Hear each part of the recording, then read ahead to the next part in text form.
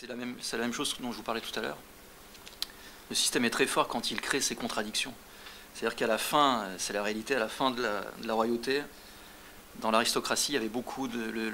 Le féminisme était déjà en place, hein, même dans les salons, etc. Et en fait, ils ont moqué toute cette nouvelle aristocratie, les révolutionnaires, en disant, regardez, nous, on va refaire du patriarcat, quoi. On va refaire du machisme. Nous, les hommes, on va se remettre à diriger, quoi.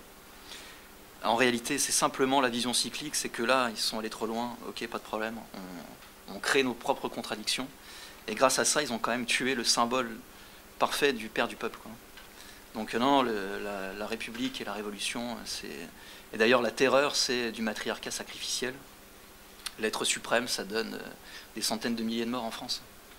Et récemment, il y a eu des archives, j'ai vu ça la semaine dernière, je crois, des archives retrouvées aux États-Unis, enfin par des Américains, je crois, qui montraient que même les Parisiens, pendant la Révolution, même les Parisiens, étaient contre la mort du roi. Moi, j'étais persuadé que les Parisiens étaient pour la mort, mais même les Parisiens étaient contre la mort du roi. Et de faire couler le sang du roi sur la terre de France, c'est symboliquement faire couler le sang du Christ, hein. C'est pour ça qu'ils l'ont fait, hein, avant toute chose, hein, parce qu'ils auraient très bien pu faire ça autrement. Et en faisant couler ce sang, ils créent une nouvelle culture qui est anti-roi, donc anti-Christ. Et je montre dans mon livre comment la Révolution s'est appuyée sur un système familial bien précis, qui est le système familial qui ressemble d'ailleurs beaucoup au système tribal, qui est le système familial communautaire, qui était très présent dans le bassin parisien.